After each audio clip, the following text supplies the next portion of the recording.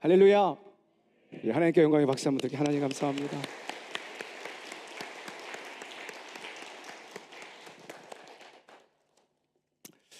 모든 영광 주님만 받으십니다. 우리의 삶의 모습에도 주님이 영광을 받으십니다. 사랑하는 여러분, 저는 늘 이런 마음을 가져요. 우리 삶 속에 우리가 이해하지 못하는 것들이 사실 많이 있습니다. 어떤 것은 이해가 되는 날도 있지만 어떤 것은 왜 그랬을까 이해되지 않은 것도 우리 사실 많이 있어요. 근데 그 모든 것을 우리가 다 이해하고 이 땅을 살아가는 건 아닌 것 같아요. 살아가면서 깨달아지기도 하고 또 어떤 것은 왜 그랬는지 지금까지도 이해하지 못하고 지나가는 일도 종종 있습니다. 오늘 저는 설교의 말씀을 사도신경 중심으로 하면서 사도신경을 보고 싶었던 이유는 뭐냐면 우리가 늘 예배 때마다 암송하듯이 암송하는 이 의미는 과연 뭘까? 정말 우리가 믿는다고 고백하는 이 믿음의 고백이 뭘까였어요.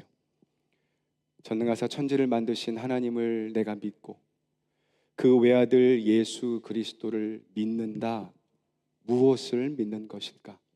저는 한 가지씩 말씀을 같이 보고 있습니다. 오늘은 또 한 번만 다시 우리 주 예수 그리스도를 믿사오니. 할렐루야. 우리 누구 믿는다고요? 우리 주 예수 그리스도.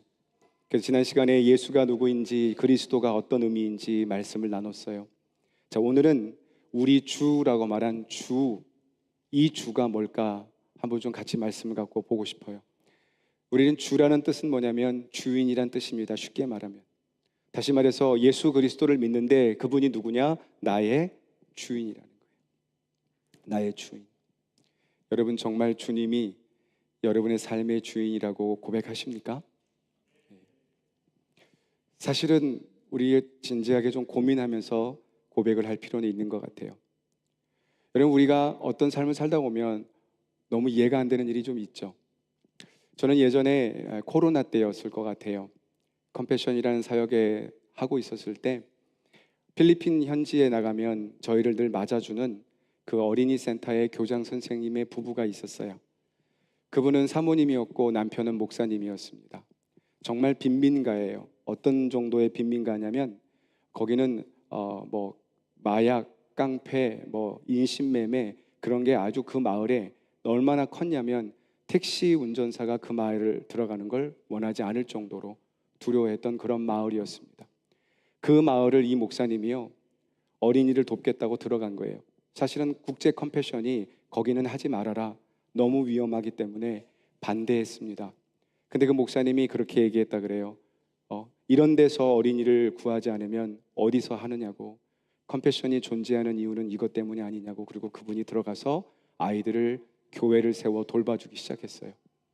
그 교회는 그 마을은요 그 후로부터 완전히 바뀌었습니다. 그래서 그 지역에 가장 유명했던 깡패, 그 깡패가요 그 무덤이 있는 그 앞에 탁 앉아 있으면 사람이 거길 지나가지 않았대요. 근데 그 깡패가 그 목사님의 전도로 결국은 예수를 믿게 됐어요. 얼마나 무지무지한 깡패였냐면 그 사람을 통하지 않고는 그 지역과 그 모든 도시에 마약과 술이 통하지 않았습니다. 그래서 그 정도로 무시무시했던 이 사람이 예수님을 만나고 완전히 변했고, 그런 사람이 예수님을 만나고 변하니까 그 지역이 바뀌는 거예요. 그분의 이야기를 제가 최근에 여기 독일에 오기 전에 또 한번 필리핀에 방문했을 때 또 만났어요. 지금 그분이 어떤 일을 하고 있냐면, 여러분 제가 영상 한번 보여드렸죠? 기억나세요? 그 무덤 마을의 어린이들 말하고 있는 그 깡패 목사님 기억나시죠? 네, 그 목사님이에요. 근데 그분이 이런 말을 하는 거예요. 목사님 저 감옥 갔다 왔어요. 그래서 왜요? 그랬더니 뭐 나쁜 짓 했어요? 그게 아니라 자기는 마약을 많이 해서 마약하는 사람들의 모습을 딱 보면 안다는 거예요. 근데 어느 날 길을 가는데 어떤 젊은 친구가 마약을 소지했는지 마약을 했는지는 모르지만 경찰이 데려가는 거예요. 근데 자기가 보니까 자기 동네에 있는 청년인 거예요. 그래서 경찰에게 왜 잡아가냐? 그랬더니 얘가 마약을 소지하고 있었다고. 그래서 물었대요. 청년, 너 진짜 마약 소지했니? 그랬더니 자기 없다고 그러는 거예요. 네. 경찰한테 그랬대요. 야, 마약이 없잖아 지금. 마약이 없다는데 왜 데리고 가? 그랬더니 경찰이 너도 한패 아니야? 그래가지고 이 사람까지 같이 데리고 들어갔어요. 그래서 이 깡패 목사님이 교도소에 들어간 겁니다. 딱 교도소에 들어갔더니요, 갑자기 그 죄인들이 얼마나 많았겠어요, 그 방 안에. 근데 워낙 유명한 사람이니까 아주 엄청난 사람이 들어왔잖아요. 그래가지고 그 교도소 그 방 안이 너무 조용해졌대요. 근데 이분이 가서 뭐 했냐면 어메이징 그레이스, 나 같은 죄인 살리신을 찬양한 겁니다. 예, 나 같은 죄인, 뭐 영어로 했겠죠. 어메이징 그레이스 막 부르니까 옆에 있는 다 죄수들이 같이 부르는 거예요. 근데 이 가사를 몰라요. 죄수들이 불러본 적이 없으니까. 그래서 그 목사님이 전화를 해서 교회에서 어메이징 그레이스를 다 좀 적어서 종이로 가져오라 그래서 교도소의 벽지에 붙여놓고 아침 저녁으로 계속 불렀대요. 20일 동안 불렀답니다. 그러면서 그 목사님이 이런 말을 해요. 목사님, 하나님이 저를 감옥에 보내셨어요. 왜 그런지 아세요? 저는 처음에 억울해서 갔는데 가봤더니 이 찬양을 그들과 함께 하라고 보내셨더라고요. 저는 감옥에서 나오고 싶지 않았습니다. 그러면서 그 찬양을 계속 부르면서 너도 예수 믿어야 돼. 너도 예수 믿어야 돼. 그래서 그 모든 사람들이 주님을 맞이하는 귀한 일이 있었다라는 이야기를 했어요. 여러분, 우리는요, 어떤 일을 이해하지 못하는 일이 많아요. 근데 그 목사님을 전도했던 그 마을에 처음 들어가서 어린이를 도왔던 그 목사님이 코로나에 걸리셨다고 저희 한국에 있는 곳에 연락이 왔어요. 기도 좀 해주세요. 아, 그렇구나. 그래서 저희는 그 목사님을 아니까 기도했어요. 근데 사모님이 또 연락이 온 거예요. 아들도 걸렸대요. 아, 아들도 걸렸구나. 아유, 어떻게 걸렸을까? 그 당시에는 코로나가 많이 번졌으니까 그럴 수 있다 생각하고 기도했습니다. 근데 일주일 후에 그 목사님과 아들이 동시에 몇 시간을 차이로 죽은 거예요. 이 사모님은 남편만 잃은 게 아니라 아들도 한꺼번에 잃어버린 겁니다. 아, 어떻게 이 문제를 해야 할까? 솔직히 너무 마음이 답답하더라고요. 그 목사님은 아무도 가지 않는 그곳에 들어가서 그 아이를 변화시키겠다고 그 마을 자체를 변화시킨 그 사람이었는데, 근데 왜 하나님은 그분을 데려가셨을까? 아니, 왜 남편만 아니라 아들까지 그랬을까? 그 사모님은 도대체 어떻게 살아가는 걸까? 너무너무 위로의 말을 전달할 수가 없었어요. 여러분, 우리가 그런 일을 경험하면요, 하나님 살아있나? 하나님 뭐 하실까? 왜 하나님은 그때 코로나 좀 못 막아줬을까? 그렇게 애쓰고 그렇게 하나님을 사랑했던 목사님 있고 아들이었는데 왜 그것 좀 안 도와줬을까? 우리 이런 마음의 원망이 사실 들 때도 있어요. 오늘 우리가 고백하는 우리 주 예수 그리스도를 믿습니다 라는 이 고백에는 당신은 나의 인생의 주인입니다 라는 고백인 거예요. 과연 우리가 그런 삶에도 주님을 나의 주님으로 고백할 수 있을까? 주라는 말을 보니까 마태복음 27장에도 빌라도를 부를 때도 주라고 불렀고, 베드로 3장에도 사라가 아브라함을 부를 때도 나의 주라고 불렀고, 제자들이 스승을 부를 때도 주라고 불렀어요. 근데 이 주라는 단어는 큐리오스라는 단어, 똑같은 단어입니다. 그런데 그 단어는 똑같지만 의미는 완전히 다르겠죠. 여러분과 제가 예수님을 주님이라고 부르는 것과 일반 사람들이 황제를 주님이라고 부르는 뜻은 완전히 다른 의미겠죠. 무엇이 다른 걸까요? 어쩌면 두렵고 떨려서 부르지 않으면 안 되니까 부르는 주님이 아니라, 아닙니다. 하나님, 나를 위해 십자가에 지시고 나를 살리신 주님은 정말 내 인생의 주인이십니다 라고 우리는 고백하는 줄 믿습니다. 우리가 맨날 기도할 때 주님 이런 기도 많이 하시죠? 그냥 부르는 이름이 아닌 거예요. 예수님, 주님, 그 의미 속에는 예수님, 이 모든 상황 속에서 주님이 내 인생을 이끌어 가시는 분 맞으시죠? 주님, 나는 이해할 수 없고 주님, 나는 지금 이 상황을 해석할 수 없지만 주님이 이 모든 것 가운데 계신 것을 나는 믿습니다. 그 고백이 주님인 거예요. 저는 이제부터 여러분이 기도하실 때 주님이란 말을 할 때 한 번만 그 주의 의미가 무엇인지를 꼭 기억했으면 좋겠습니다. 도마가 부활하신 예수님을 못 믿었어요. 나 못 믿겠어. 그랬더니 예수님 도마에게 나타났죠. 기억나세요? 도마야, 만져봐. 예수님 도마를 책망하지 않았어요. 그리고 그 손과 못자국을 다 만지고 났을 때 도마가 했던 고백이 뭔지 아세요, 여러분? 그게 바로 이 고백입니다. 나의 주시며 나의 하나님. 그때 고백해요. 도마는 예수님의 제자였지만, 예수님과 옆에 있었지만 그분이 살았다는 것은 도저히 믿기지가 않은 거예요. 어떻게 죽은 사람이 살아나? 그건 내가 아닌 것 같아 라고 말했던 그 도마에게 오늘 예수님이 오셔서 직접 만지게 해요. 저는 여러분들이요, 저도 마찬가지고 신앙생활 할 때 목사님 저 이건 잘 안 믿어져요, 목사님 제가 이건 잘 어려워서 모르겠어요 라고 말할 때 나 주님 앞에 잘 모르겠어, 주님 좀 만나주세요 라고 말하고 여러분 마음속에 갖는 것, 저는 꼭 나쁘다고 절대 생각하지 않습니다. 억지로 믿으려고 하지 마시고 그분을 경험하는 믿음이 되셨으면 좋겠어요. 그때 주님이 오셔서 도마야, 내가 네 마음 알아. 너 그러지 않은 마음 알지만 궁금했지, 너 진짜 알고 싶었지, 만져봐 라고 우리 주님은 여러분과 저에게도 찾아올 줄 저는 믿습니다. 그때 그 손을 딱 만질 때, 그때 도마가 왜 전에는 그런 고백을 안 했겠어요? 했겠죠. 근데 그때야 비로소 도마는 마음에 있는 고백을 하는 거예요. 나의 주님, 나의 하나님. 보니까 큐리오스 데오스라고 고백했어요. 나의 진짜 주님이 맞으셨군요.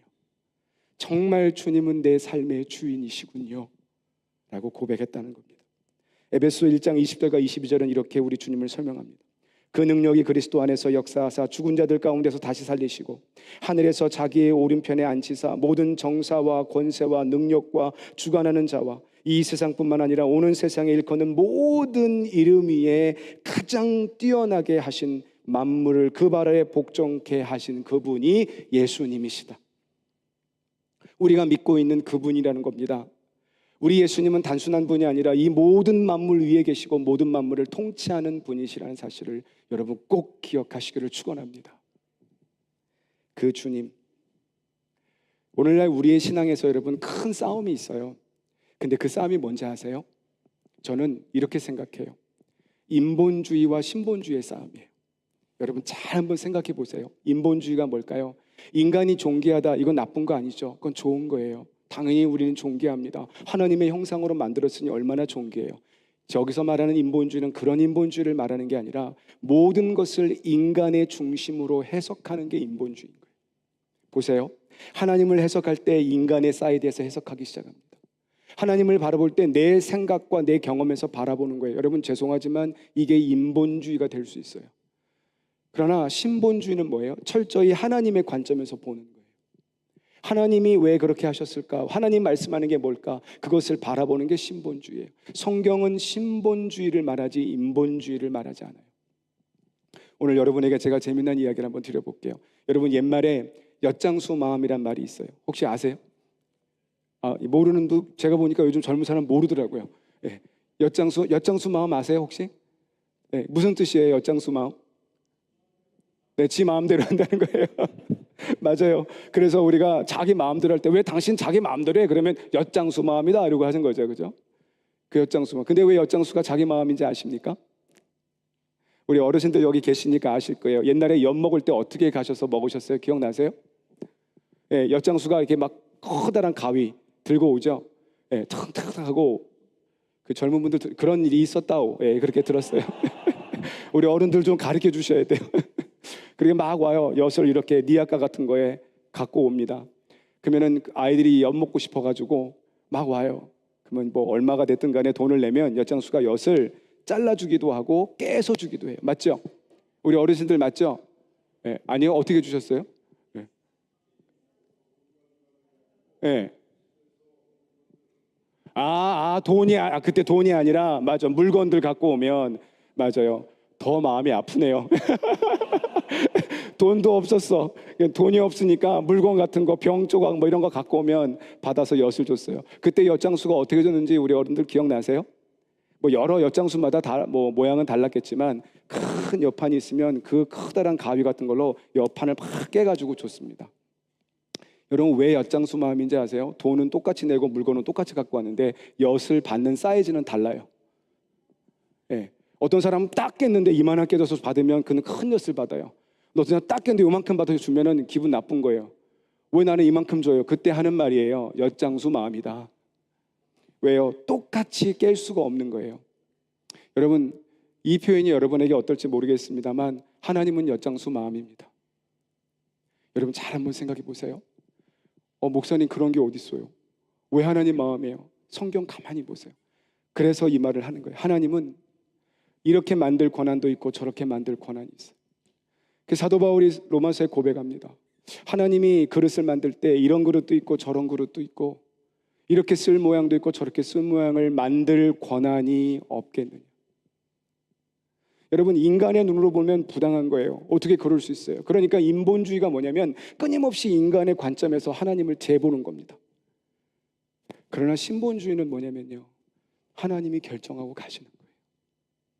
우리가 예수님을 나의 주님입니다 라고 고백하는 것은 내 관점에서 주님 가만히 보니까 괜찮으신 분이시네요, 내가 주님을 나의 주인이라고 인정할게요, 여러분, 이렇게 말하는 게 아니라 하나님은 나의 주인일 수밖에 없다라는 것을 인정하는 고백이에요.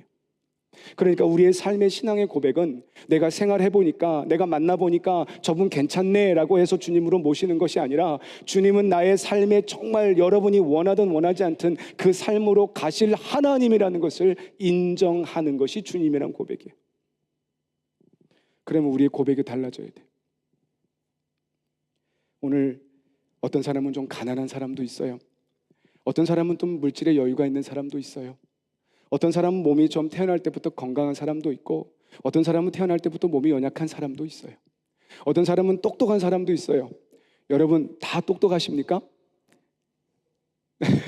제가 이 말 물어보면 어떤 분은 끄덕이다가도 좀 헷갈려 하세요. 왜냐하면 똑똑한 분 계세요. 왜 없습니까? 근데 내가 똑똑한 줄 아는데 어때 가봤더니 나보다 더 똑똑한 사람이 있는 거예요. 그러니까 내가 똑똑한 줄 알았다가 그거 보면 마음이 어려운 겁니다. 근데요, 하나님이 어떤 사람은 똑똑한 지혜를 주는 사람도 있어요. 여러분, 어떤 사람은 똑똑하진 않아요. 그런 세상에 지혜는 없지만 뭔가 하나님이 주신 달란트가 있어서 그거 갖고 일하는 사람들도 있어요. 하나님은 우리 모두에게 각각의 필요한 것을 주신 줄 믿습니다. 근데 오늘날 이 땅을 살아가면서 우리는 끊임없이 비교하는 거예요. 저 사람은 나보다 낫고, 저 사람은 나보다 잘하는 것 같고, 저 사람은 나보다 더 잘난 것 같고. 여러분, 그렇지 않아요. 여러분, 어떤 사람은 일찍 하나님께로 불림받아 가는 사람도 있어요. 근데 어떤 사람은 정말 오래오래 사는 사람도 있어요. 그러니까 저희 어머님도 저희 아버님 보고 참 오래 산다 이렇게 얘기해도 어머니 마음은 속상한데 참 오래 산다. 그러니까 저 사람은 정말 저렇게 못됐는데 오래 사는 사람이 있습니다. 어떤 사람은요, 정말 신실하고 정말 귀하고 너무 아름다운데 빨리 하나님 앞에 가는 사람도 있어요. 여러분, 우리는 그것을 결단코 우리 생각으로 해석할 수가 없어요. 근데 하나님은 그 모든 것을 허락하시며 우리의 삶을 살아갈 때 우리의 가장 큰 고백은 뭐야 되냐면, 맞아요 아버지, 주님, 우리 하나님은 나의 인생의 주인이십니다. 내가 빨리 가든 내가 늦게 가든, 내가 부자로 살든 내가 가난하게 살든, 내가 똑똑하게 살든 내가 좀 덜 똑똑하게 살든, 그 모든 것에 하나님은 필요에 따라 나를 만드셨다라는 고백, 이 고백이 진짜 주인의 고백이 되는 것이죠. 고린도전서 6장 19절과 20절은 이렇게 고백합니다. 너희 몸은 너희가 하나님께로부터 받은 바 너희 가운데 계신 성령의 전인 것을 알지 못하느냐. 그 다음 중요해요. 같이 한번 읽어보겠습니다. 뭐라고 되어 있죠? 시작. 너희는 너희 것이 아니요 값으로 산 것이 되었으니 그런즉 너희 몸으로 하나님께 영광을 돌리. 오늘 우리가 하나님께 영광을 돌리는 이유는 우리가 대단한 사람이 돼서 하나님께 영광을 돌린다고만 생각하지 마세요. 내가 세상에 영향력 있는 사람이 되고 내가 뭔가 똑똑한 사람이 되어야만 하나님께 영광을 돌리는 게 아니에요. 오늘 하나님께 영광을 돌리라고 말할 때는 너는 네 것이 아니라는 거예요. 내가 너를 뭐 했다? 샀다는 거예요. 예수님이 오늘 여러분과 저를 샀습니다. 그러니까 우리는 우리 게 아닌 거예요. 할렐루야. 우리는 우리 게 아닌 거예요. 근데 자꾸 내 것이라고 생각하니까 하나님이 좀 속상하신 거예요. 아니야, 넌 내 거라니까. 너는 내 건데 왜 자꾸 너는 네 거라 그래. 여러분, 죄송하지만요, 여러분과 저는요 내 거인 것 같죠? 아니요, 암만 내 거인 것처럼 살아보십시오. 하나님은 여러분을 너는 내 거야 라고 말하고 있다는 사실. 그래서 하나님의 방법으로 우리를 인도해 가시는 거예요. 그게 마음에 부당하다고 느끼는 순간 여러분, 그게 죄가 되는 것입니다.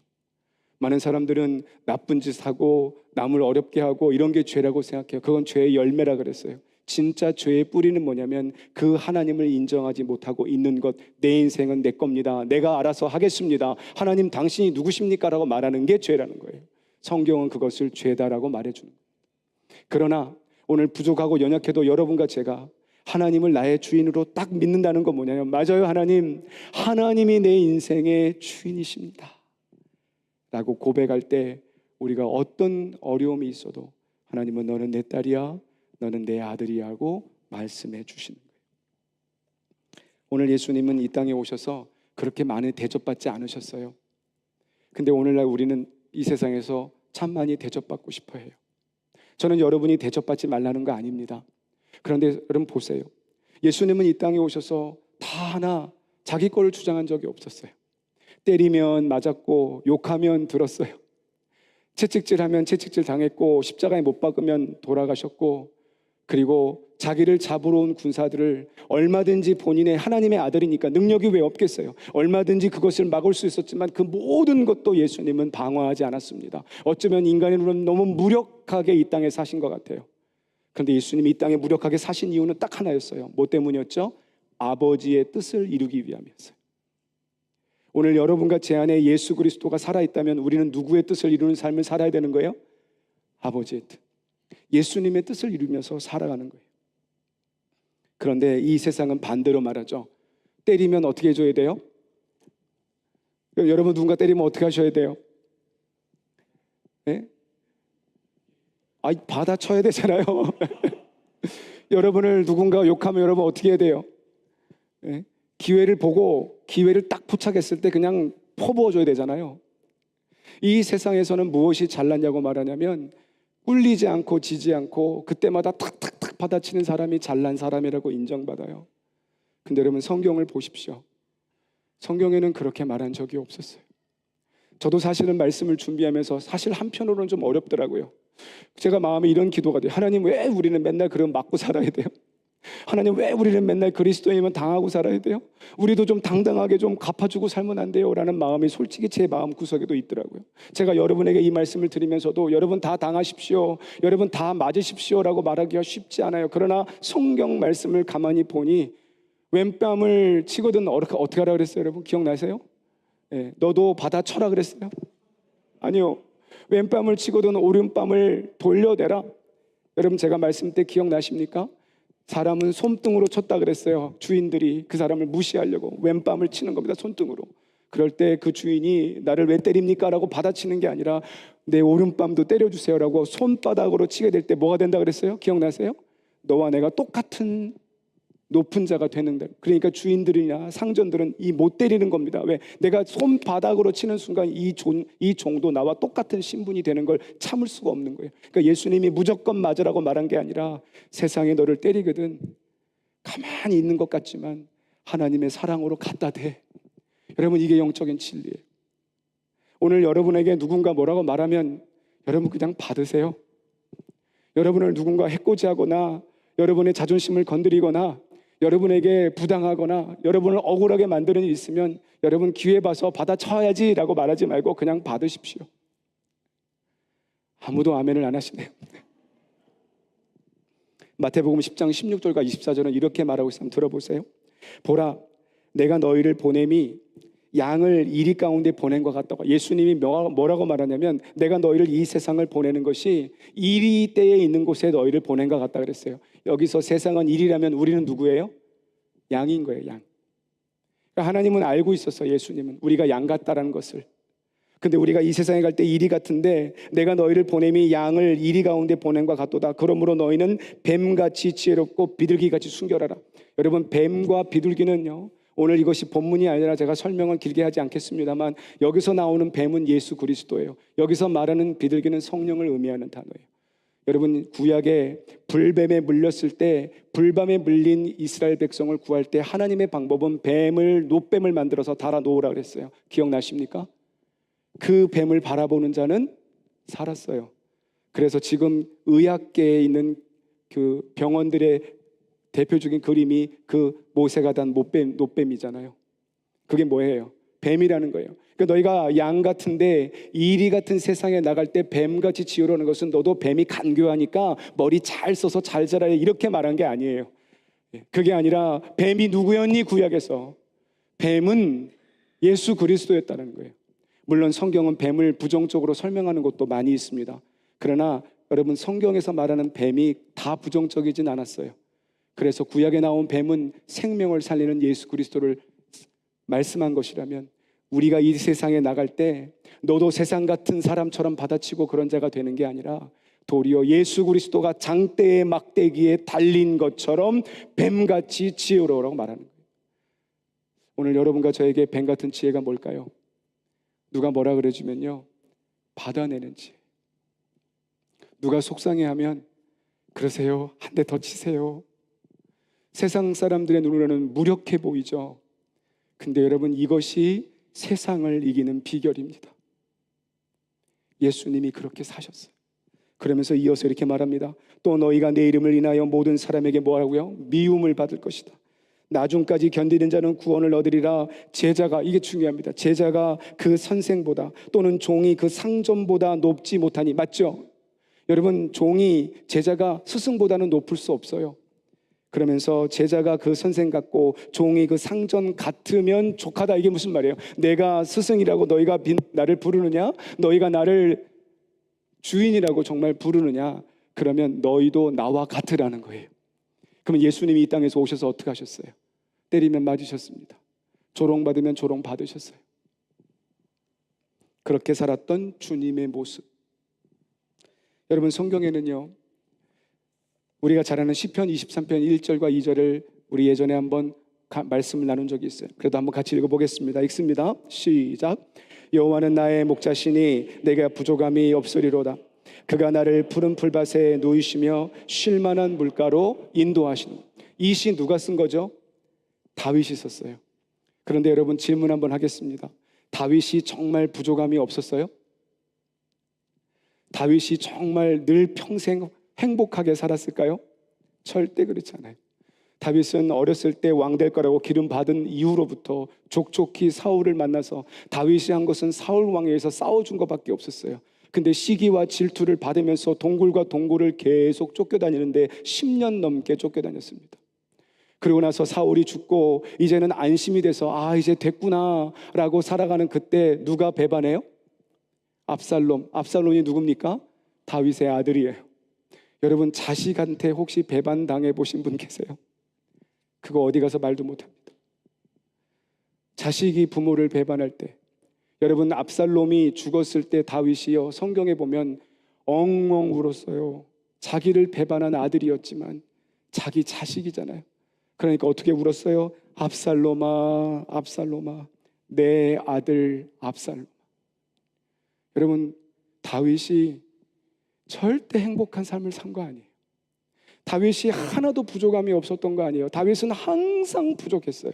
항상 어려웠고, 항상 힘들었고, 항상 동굴이었고, 항상 쫓겨다녔고, 항상 어려움의 상황에 들어간 게 다윗이었어요. 근데 왜 다윗은 여호와는 나의 목자시니 내게 부족함이 없다란 얘기를 고백했을까요? 억지로요? 해야 되니까요? 아니에요. 다윗은 그 어려움 속에서 무엇을 봤냐면 하나님의 인도하심을 본 거예요.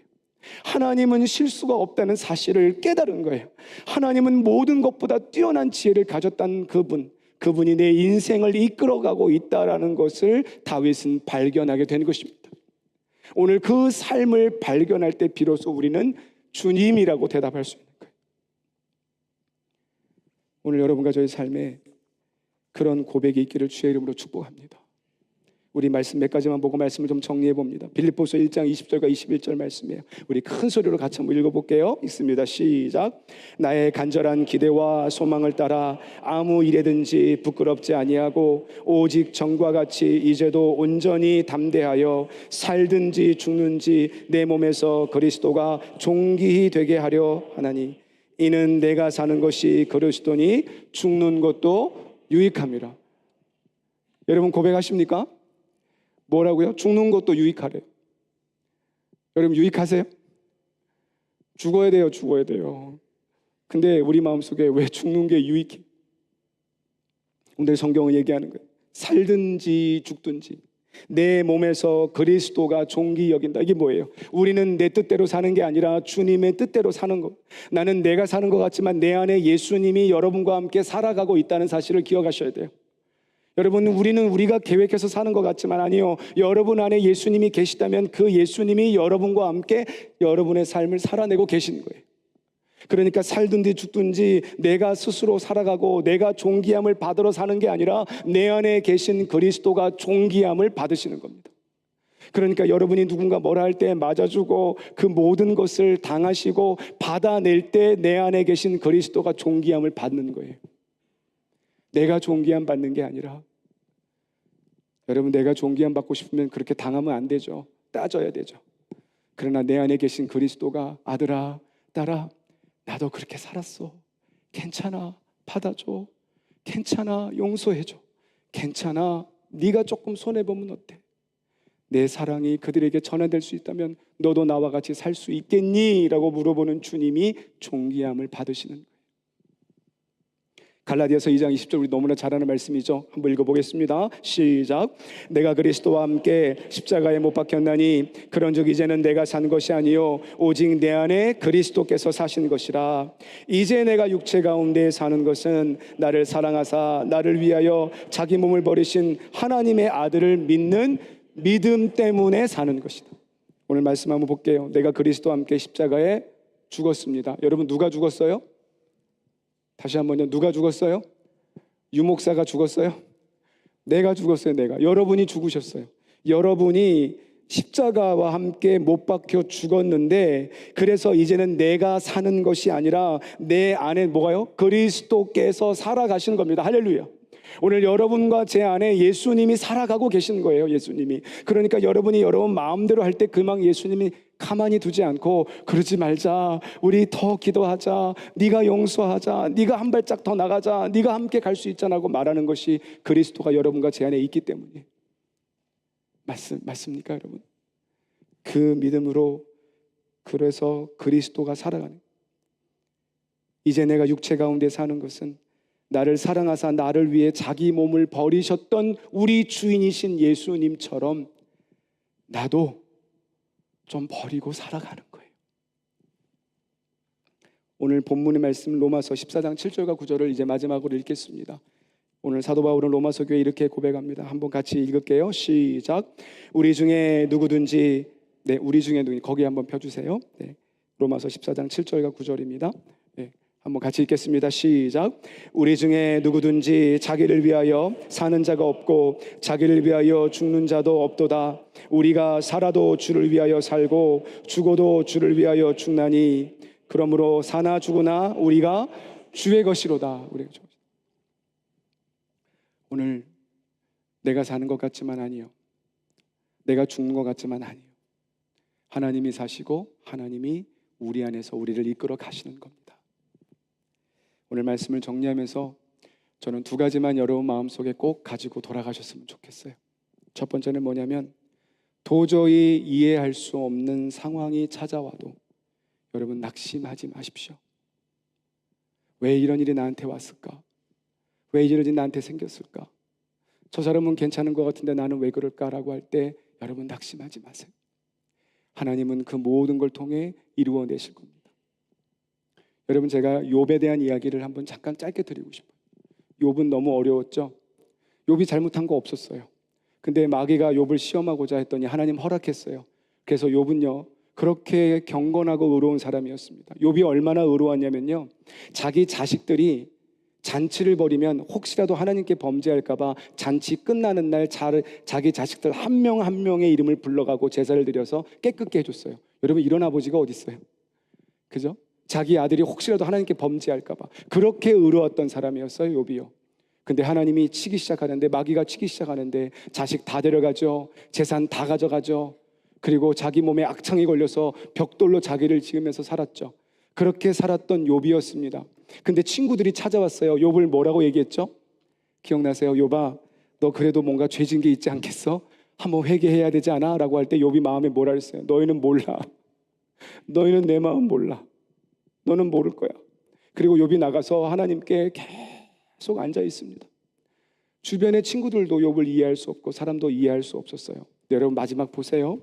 하나님은 욥을 그렇게 한 이유가 무엇이었냐면요, 욥기의 결론은 그 고통을 잘 참았더니 하나님 복을 줬다, 이런 내용 아니에요. 욥기의 내용은 뭐냐면 어쩌면 욥은요 자기 스스로가 의로웠다고 생각했는지 몰라요. 나는 이렇게 살았고, 나는 이렇게 제사를 드렸고, 나는 하나님을 어긴 적이 없어. 그래서 하나님의 나를 이렇게 축복해 줬을 거야 라는 생각을 하고 살았는지 몰라요. 그런데 하나님이 나타나셔서 말하는 거예요. 욥아, 내가 너에게 질문하자. 이 땅에 기초를 세우고 이 지구와 이 모든 우주 만물을 만든 이치를 네가 아느냐? 그때 욥이 뭐라 그랬어요? 몰라요. 사람이 태어나서 죽고 모든 동물과 자연 만물이 어떻게 움직이는 거 네가 아느냐? 몰라요. 하나님이 욥에게 가르쳐주고 싶은 것은 뭐였냐면, 욥아, 네가 잘했기 때문에 내가 너를 축복하고 네가 못했기 때문에 내가 너를 저주하는 하나님이 아니라 나는 너와 나, 네 마음의 중심을 원하는 하나님이라는 걸 가르쳐주는 거예요. 사랑하는 여러분, 기억하십시오. 우리가 조금 못했다고 하나님이 여러분 몽둥이 들고 때려주는 하나님 아닌 거예요. 우리가 조금 잘했다고 하나님이 어이구 잘했다라고 큰 축복 주는 하나님이 아닌 거예요. 그래서 어떤 사람은 분명히 신실하고 진실한데도 어려움을 경험하기도 하고, 어떤 사람은 정말 예수님만 믿은 것밖에 없는데 그 고난 속에 살아가는 사람들을 우리는 설명할 길이 없는 거예요. 정말 그 사람이 하나님 앞에 잘했다면 다 복을 받아야죠. 정말 그 사람이 하나님을 신실하게 믿은 자라면 그 사람의 삶에는 고통도 없어야 되는 거잖아요. 그런데 하나님이 가르쳐주는 거예요. 너희의 삶에는 그렇게 인본주의, 인간의 관점으로 생각하는 겁니다. 내가 잘했으니까 하나님 복 주세요. 그게 아닌 거예요. 여러분이 잘했든 잘못했든 하나님은 복 주시기로 결정한 복을 주시는 분이에요. 만약에 그렇게 인과관계로 하나님을 만나는 거라면 여러분, 그냥 우리는 복 받을 때도 있어요. 그죠? 내가 아무것도 안 했는데 그럼 우리는 그때도 복을 받으면 안 되는 거예요. 성경은 말해주는 겁니다. 그거와 상관없이 나는 너의 하나님이 되고 있다는 거예요. 오늘 욥이 그걸 고백한 겁니다. 아, 내가 내 뜻대로 잘해서 뭔가 복을 받은 줄 알았더니 그게 아니라 하나님 당신은 정말 이 땅의 주인이십니다. 내가 말로만 들었던 주님을 이제 뭐라 그랬어요? 보았다고 말하잖아요. 보았다고. 이게 하나님을 경험하는 거예요. 여러분의 삶과 여러분의 행동에 의해서가 아니라 하나님의 사랑으로 하나님은 여러분을 이끌어 가실 것입니다. 그래서 여러분, 이해되지 않는 일이 와도 낙심하지 마세요. 여러분의 문제 때문에 그런 거 아니에요. 여러분이 부족해서 그런 거 아니에요. 여러분이 잘못해서 그런 거 아니에요. 하나님은 여러분의 삶을 우리는 알지 못하지만 이끌어 가실 거예요. 마지막 두 번째는 원수를 여러분과 제가 자꾸 갚으려고 하지 마세요. 하나님이 갚으십니다. 하나님이 인도해 가실 거예요. 이사야 57장 1절과 2절을 제가 읽어드리고 마칩니다. 오늘 이야기는 없습니다. 한번 들어보세요. 이사야서에서 아마 이스라엘 백성이 불평했던 것 같아요. 하나님이 살아있다면 어떻게 이런 일이 있을 수 있습니까? 라는 질문에 하나님이 이사야 선지자를 통해 이렇게 말씀하세요. 한번 들어보세요. 의인이 죽을지라도, 의인인데 죽은 거예요. 의인이 죽을지라도 마음에 두는 자가 없다. 이게 뭐예요? 의인이 죽었는데 사람들이 관심이 없는 거예요. 여러분, 우리 그럴 때 있죠? 정말 괜찮은 사람이 저렇게 어려움을 당하면 근데 관심이 별로 없어요. 자비한 자들, 신실하고 진실한 자들을 하나님이 취하여 감에도 입을지라도 깨닫는 자가 없대요. 그러니까 정말 신실하고 진실한 하나님의 사람이 하나님 앞에 먼저 빨리 가는 거예요. 근데 깨닫는 사람이 없다라는 거예요. 그러면서 이렇게 말해요. 의인들은 악한 자들 앞에서 불리워 가느니라. 여러분, 오늘 이 말씀의 뜻은 뭐냐면 그 사람은 의인이었는데, 진실된 사람이었는데, 근데 그가 더 악한 삶을 당하기 전에 내가 먼저 데려간다는 얘기예요. 여러분, 우리는 이해할 수 없죠. 그러나 하나님의 눈으로는 여러분과 저를 보고 있다는 사실입니다. 사랑하는 여러분, 세상과 비교하지 마시고 오늘 하나님이 여러분의 인생의 주인 됐다라면 나의 주 예수 그리스도를 믿사오니, 이 고백이 정말 주님 고백이 여러분과 제 안에 있기를 주의 이름으로 축원합니다. 우리 찬양하겠습니다. 우리 마지막 부르는 찬양 있죠? 좀 길게 부르는 찬양이지만 저는 이 가사가 너무 좋아서 부르고 싶었었어요. 우리 주 하나님, 큰 영광과 존귀를 받기에 합당하신 그 하나님, 오늘 예수님을 나의 구주라고 우리가 고백한다면 그 하나님, 존귀와 영광을 받으시기에 합당한 하나님, 큰 권능과 능력으로 주의 말씀을 이루어내실 겁니다. 사랑하는 성도 여러분, 힘내십시오. 어려워도 이해되지 않아도 하나님 절대 여러분 떠나지 않고 붙잡아 주실 것입니다. 그 하나님께 맞아요, 아버지. 아버지는 내 인생의 주인이십니다. 그렇게 고백할 수 있는 여러분과 제가 되기를 축원합니다. 우리 다 같이 일어나셔서 함께 같이 주님 앞에 찬양하겠습니다.